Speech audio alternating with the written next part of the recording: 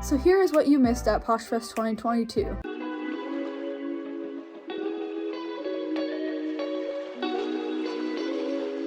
Hello everyone and welcome back to my channel, or if you're new here, hi, my name is Nicole and I am a part-time reseller on Poshmark.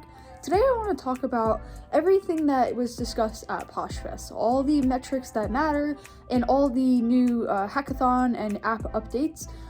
This is kind of like a recap for any of those who missed PoshFest or missed any of the videos that Poshmark has posted on its various social media platforms. I personally didn't go, and I made a video a couple months back about why I wasn't going, and this is kind of exactly why. All the information that was released at PoshFest was actually all posted online, so you could easily just access it, and so I feel like I learned just as much as I probably would have there, and so I kind of wanted to share everything with you in case you haven't, seen all the articles online. And so I hope this is like a helpful video for you, and I hope that you could take some of the metrics from this video and also the updates and use those in your day-to-day Posh activities. So if this is something that you like, please feel free to like it and subscribe for more content. I do new content every single week, so I'd love to have you stick around. And yeah, without further ado, let's get right into the video on everything PoshFest. So in case you kind of have been living under a rock and you don't know what I'm even talking about, PoshFest was an event that was actually held yesterday and the day before, so Thursday and Friday of this year, September 28th and 29th. And it was basically just an event in Houston that they hold every year. The last couple of years it's been virtual because of the pandemic, but they do this every year, and it's basically a way for the community to get together and have like a big party celebration where you can meet other Poshers, but also learn interesting facts about the app itself and then the new updates that they are going to be releasing or that they've already released. So this is a really good way to connect with other Poshers. And like I said, I did not choose to attend this year. I just didn't think that the benefits outweighed the costs of actually going. And so I actually just, got all my information online. I saw all the posts that people were making. It looked a lot of fun, but I had other commitments and I just, again, didn't think the cost was worth it. But let's get into the video on, let's discuss what was talked about at PoshFest, because so many things are talked about, and I kind of want to highlight the important things that were discussed and what you can kind of take away. And so let's start with the hackathon, what was released at PoshFest this year. So I'm sure most of you know, if you've been on the Poshmark app within the last week or so, there's a new thing called Posh Shows, which is basically a live event for you to sell your inventory. In the past, you were able to sell on Instagram, you were able to sell on Facebook or YouTube, and then also there was a new platform, Whatnot, that was established that was also a way to sell your items. So Poshmark made its own version of this within the app called Posh Shows, and it's basically just what it is. It's a live event where you sell your items, and there's also auctions that take place here too. So this is in the beta testing phase, so it's only been active for about a week or so. This was pretty big news because I think it's gonna get a lot of attention, and I think a lot of people really enjoy selling things live. And from a live show that I actually did on Instagram quite some time back, almost a year ago at this point, I actually found that a lot of pieces that don't sell well on Poshmark, and these are like, the more basic items or the more hard to sell sizing or, things like that, those actually sell better in lives because people are willing to pay for them because you can get multiple items and only have to pay shipping once. So I think lives are a really good opportunity for people, and it's also good too because you could kind of point out the material of an item better. You can really show it off better than you could in a picture. So I think people like the idea of lives, and they like, selling during lives. And so this was something that Poshmark announced, and a lot of people got on board. It was available for Posh ambassadors to have early access to host the lives. So I was actually invited to host the live. I'm a Posh ambassador too. I chose to not do it only because I am not a big fan of going live. It was very nerve-wracking for me the one time I did it, and it's just not like my cup of tea, but I know so many resellers that enjoy doing it, and they do it on other platforms and now also do it on Poshmark, and they are thrilled. They love it. I mean, yes, there are some kinks that need to get worked out, and actually that's something I will talk about later on in this video, but they were discussing this during the Metrics That Matter segment at PoshFest, where basically they know that there's a lot of issues with the lives, with all the comments and stuff like that, and there's things that they're going to be working out. But right now, again, like I said, it's in the beta phase, so they're working on it, and it's something new and exciting, and it's definitely bringing a lot of attention to you and your closet on Poshmark. So the next new feature that they had talked about at Poshmark or at PoshFest was the My Saved searches. So this is going to automatically allow items that have been similarly searched from other Poshers to show up in their feed directly. And this is basically just a way of saying, hey, I've looked for something like this in the past. I'm going to want something like this going forward. This is something that I'm interested in. And then it will come up automatically in the feed. This makes it a lot easier for you to sell your items because it's going to put it in people that are actually interested in that kind of items feeds. And so that's probably going to lead to more sales. So this is a great new feature that is going to be released soon. It hasn't been released yet, but it will be in the coming months. So the next new feature that will be released soon in the coming months is scaled to fit photos. So this is when you're listing an item and it's always going to be that square photo, and that actually has been troublesome for a lot of people just because it's really hard to get the item to fit properly sometimes, especially if you have a full-length item or if you can't get the right, angle of it. So this is going to still be a square photo, but you're going to be able to pinch and zoom out and kind of get like a blurred border, and I'll show you a picture of it, what I'm talking about on the screen. But it's basically going to have a border on the outside where you're zooming out, and it's going to show the item. So like, for example, if your item was like longer, it's going to be a long vertical photo, but it's going to be skinnier. And so it's going to just make it so you can get the whole photo in the square, but it's going to kind of make sure that nothing gets cut off. And it's going to still be the same size. So this is really good because I think a lot of people struggle with making the photos squared. And definitely, they struggle with something getting cut off. So this will help you, and it'll ensure that you can definitely fit everything in the photo properly.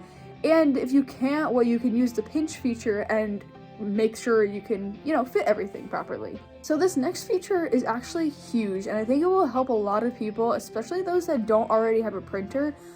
So I hope you're listening if you don't have a printer, because this is definitely something you don't want to miss. So a lot of the times, especially if you're a seller on Poshmark, you've had to have a printer in the past. And without a printer, you haven't really been able to get your package out. I know some people have gone to the post office and, worked out things, but it's not the easiest thing to do. So this is basically going to be kind of like if you're returning something from Amazon, where you get like a QR code and then you can, bring it without a box, and then you bring it to like a drop off and then they package it up, and all you have to do is show them a QR code. This is going to work very similar to that. You're going to get a QR code also with the shipping label if you have a printer, but you'll get a QR code and you can bring it directly to USPS, and then you can just show them the QR code, they can print out the label for you, and then you can ship it. So this is really great because not everyone has a printer, not everyone can afford a printer, and not everyone can afford the costs that go into having a printer. And I swear by my thermal printer. Again, I've talked about it in previous videos. I think it's a great tool to have because it, you don't have to pay for ink or anything. All you have to do is pay for paper, and I haven't had to switch out the paper in a long time. So it's a great tool, but not everyone can, afford to do that, and I totally understand why. So I think this is a great option if you don't have a printer on hand, or if you don't have a big enough space for a printer. You could just take your boxed up item to USPS, show them the QR code, and get it shipped out that way. This is huge, and I definitely hope a lot of people hear about this because I think it's a feature that people are going to really use and take advantage of. The next new feature that's coming soon is also a huge one that a lot of people are very excited about, and this is just a better way to cash out and a faster way to cash out. So basically, they're going to have an option that you can get more of an instant transfer of your earnings when you cash out, instead of a direct deposit or, directly into your bank or getting a check or anything. Now you're going to be able to do Venmo, PayPal, and different apps like that. And so that's even huge too, because a lot of the times, I actually just did a transfer the other day, and I think it's still pending, and I think it's going to take a long time, maybe a couple weeks, which is crazy to think about, but a lot of people need their earnings a lot quicker than that, and they can't wait that long. So if you have PayPal or Venmo or any of these other platforms and you want to do an instant checkout, you can. And so that's huge because you'll be able to get your earnings a lot faster. And I actually know a lot of people that like are on the app and that are like, oh, I will be able to buy if I, once I get my earnings. But this is like, you're going to get your earnings a lot faster, so you're going to be able to buy more, which is definitely a huge positive. So I think this next feature is great. This will also be coming soon in the future. Okay, so now that we've talked about all of the hackathon updates that are coming out relatively soon in the next couple of months on Poshmark, let's talk about the segment of metrics matter that was talked about. And these are very important, and I think it's good to talk about these because it's actual real data that will kind of tell you what you should be doing and how you should be working on Poshmark to make sure that you're making the most of your business here on Poshmark. So the first tip that's really important is to think about your shoppers. Think about what you're buying and when you're buying it. And so I'm going to insert a graph here to show you 3 different trend lines of 3 different things. So let's note that it's very important to kind of pay attention to trends, pay attention to when you're posting things. And a lot of the times, like for example, people think, okay, I need to post swimsuits when it comes to the summer months. So, May, June, July, that kind of thing. But a lot of the times it's actually better to post those beforehand. And as you see in this line, it starts trending upward in February, with December and January being the slowest months. And then it starts trending upward in February, and then in March it doubles from what it was in January, and then in June it doubles again from what it was in March. So it's more important to kind of get ahead of that, and so to list earlier than it would be, if the trend was starting in June, because you're gonna kind of be behind it at that point. So I always say, pay attention to the seasons, pay attention to what you're listing, but it's so important to kind of get ahead. So right now people are thinking fall, so they're thinking, let me list all my fall stuff. But actually, it's probably better to start listing your winter stuff because people are looking the next season ahead. Things are trending upward. So it's really important to kind of pay attention to what is trending and what is, the season, and keep that in mind when you're listing things. You don't want to be listing the season of, you want to be kind of listing the next season ahead. And then so that goes for, in the winter, you want to be listing the spring things because people, that's what they're thinking about. They're thinking about the next season ahead. You also kind of want to take a note of the items that you're looking for and the trending items. You kind of want to look at their trends. So here's a graph of 3 different items. I'm going to talk about all 3. So the On Running sneakers, it's a type of shoe that's very trendy, and you can see the graph over time how it continues to go up. There are little dips here and there, and then there's little spikes here and there, but there's nothing crazy or dramatic. So this shows that it's a good item to get on board and find because it's going to trend upward over time, over a long period of time. But on the flip side of that, the items that are like the Stony Clover brand, that had a huge spike and then it immediately dropped down. So that huge spike was actually when it was released in Target, which was a huge release for them, and so everyone was trying to buy it, so it was reselling well on Poshmark, but then it immediately went down. So you kind of don't want to look for these kind of items because unless you're going to get them right on the peak moment, yeah, you're going to make a lot of money at that moment in time, but then after that, your sales are going to drop a lot, and then you're going to get stuck with those items. So you have to be really cautious when you're sourcing items that have trends that spike a lot because you might get stuck with them. So that's an example of something that may not be as good to source just because of the high risk that you have with that kind of item. And then the final trend is the Stanley Cup that kind of went like crazy on TikTok. Everyone was buying it, everyone wanted it. And so this one is kind of like a lower, it's kind of like unpredictable. It's kind of like, it's not really that great. It's not trending upward. It's kind of just staying low the whole time, and it's kind of like stagnant. And so this kind of tells you, okay, well, maybe this isn't the best item for Poshmark because you don't know if it's actually going to be worth, selling or not, because you might make a sale, you might not make a sale. It's very unpredictable. So these are the kind of trends that you want to kind of look for when you're sourcing items. You want to pay attention to the trend line that item has to ensure that you're buying the right things and things that are not going to, sit stale in your closet.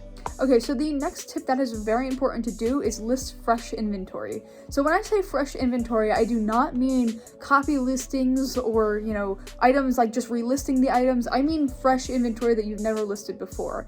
And as this chart has shown, sales actually double when you list new inventory. So it's very important to be listing new items. And this kind of makes sense because people haven't seen those items yet, so they're more likely to buy them, as opposed to an item that was already listed that people already saw and didn't buy it for whatever reason, whether that be the price or the style or the size, anything like that. and you want to list regularly, and stats show that when you list regularly, you're more likely to make more sales. So this is very important to do, and this kind of ties back to the whole being very consistent thing that I talk about in every video, which I may sound like a broken record at this point, but this graph shows you that it's so important to list regularly because you're going to get more sales by listing regularly. Okay, so the next tip I want to talk about is rotating your closet. So this one may be a shock to a lot of you, and actually when I heard it, I was quite shocked to hear this, but a lot of people don't like the reposh feature that is on Poshmark, and they turn it off in their closet. This is just a way of somebody reposhing your item or relisting your item that they bought that didn't work for them, and it's just a way of like, so they don't have to take the pictures over again and make a new description. They can just reposh it and then they can sell it themselves. So a lot of people don't like this because they think like people are taking their photos or that, you know, whatever the case may be. So they turn it off. But actually, this graph shows that reposhing an item actually makes it sell a lot faster. And this actually kind of makes sense because think about it. If you're buying an item, then it's probably a good item. And so maybe it just didn't work out for you, but if you reposh it, you actually have a way higher chance of selling it than like a fresh item that's listed. So this very much shocked me, and I was kind of like, wait, I don't even really use that feature because I don't, you know, buy a lot on the app. But it's actually really great because a lot of the times people will reposh things, and I always wasn't sure like if it was good or not and if it would help, but actually it's a better way to make sales than just listing new inventory. So if you are a frequent buyer on Poshmark and along with a seller on Poshmark, this is a great way to make sales that you don't even think about. So definitely make sure you're using this feature, and definitely don't turn it off if you want to use it, because it's definitely a helpful feature. Okay, so this next tip actually talks about just embracing your offers. So I know it's so easy to just get frustrated when you get a lowball offer. And I know I do all the time, but it's just so important to just go with it and accept it. And well, you don't necessarily have to accept the offer, but like accept that you got an offer and then maybe counter. And so this stat was awesome to hear, and actually it kind of, you know, makes a lot of sense to me because I make a lot of sales from offers, but 67% of sales on the entire Poshmark platform come from offers. So if that doesn't tell you that you should be sending more offers, I don't know what does, because that is a lot. That is 2/3 of all the sales come from making an offer to your buyer. And so don't be afraid to send out offers, and make sure you actually act quick, because when you act quick, you actually have a better chance of selling the item than if it was sitting around for days. So people like when they get an immediate offer because it's fresh on their mind, they're thinking of the item, and so it's very important to list quickly and send offers like pretty much as quickly as you can, which is why I kind of send them immediately if I'm available. And it's also important to not necessarily just give up on someone if they send you a lowball, because you're kind of not giving them the chance to actually buy the item if you don't accept their offer. So I think it's so important to, even if you get a lowball offer, counter. You could always try and meet in the middle somewhere, and if they're just not reasonable, well then, you're not gonna be able to do anything about it. But if you don't even try and counter, you don't know. Like maybe they would have accepted your counter. You don't know that until you do it. So it's so important to try and send a counter offer and send an offer as quickly as you can, because again, this is a great way of people making sales on the platform. Also, side note, who doesn't love getting a good deal when you're shopping? When I go out to stores, I'm always like looking for like a deal, 60-70% off or something. So it's the same way with Poshmark. Shoppers are looking for a good deal, and if they have to pay full price for an item, they're less likely to buy it. It's the same thing with you when you go to a shopping store. You want to get a good deal. So make sure you're like kind of thinking about that in your head while you're sending out your offers. People want to buy an item where they have like a really good deal. So let's actually loop back to the topic of Posh Shows, and let's talk about like basically a recap or results of the first week of them going live with this. And let's talk about it from a engagement and a monetization point of view. So again, this is only 1 week of data, so things can definitely change, but they kind of talked about this at PoshFest in, great numbers to kind of show how important these Posh shows are. And so engagement has been very, very high, and on average, I think the shows are lasting about an hour, which is great because then it makes, people are more interested, people want those kind of items. And so there also seems to be a lot of engagements. I think the average chat is like 400 different messages in the chat. So that's also great too, because it's not like you're like waiting for people to be engaged. I know sometimes on Instagram, like I'll watch some lives where there's like, 3 people engaged in the chat, and it's just like them, sending like messages like, oh, I love this top, or like, nothing like, oh, I want to buy that item or something like that. So there's not going to be any stale moments. There's always going to be people coming and going in these shows. And so you have a really good chance of making a lot of sales from this. And in terms of their monetization, they've seen like that you've been able to make a lot of sales, and especially because there's auctions and stuff, people can buy right then and there if they're interested. So these Posh shows are actually really great, and if you aren't on board yet and you've been thinking about it, I think now is a great opportunity to get started with this. I think I want to get on board at some point. I'm just a little bit nervous to do live sales, just because, again, it's not like my cup of tea, but like just based on these, facts, I think it's actually a really good opportunity, and I kind of want, a good opportunity to do a live sale, and I think Instagram was just not the platform for that. And so I think this is a great way to, do that. So like I mentioned at the beginning, this is all information that I learned just from watching the Poshmark YouTube videos and also looking at the Poshmark Instagram for all the information that they released during PoshFest. And so, if you were, upset that you weren't able to go, or if you went and you weren't sure if it was going to be worth it or not, I think I talked about it in my, previous video a couple months back about how you can definitely get all the information online. And while you're not going to get, the in-person meeting everybody online, and you're not going to really get like the one-on-one experience or, the different things like that, all the really important information that you could take away from PoshFest, you could all get online. And a lot of the events were actually streamed on their YouTube channel, which is what I had said that they were going to do. They kind of stream everything for you. So if you're not at the event, you're not really missing that much.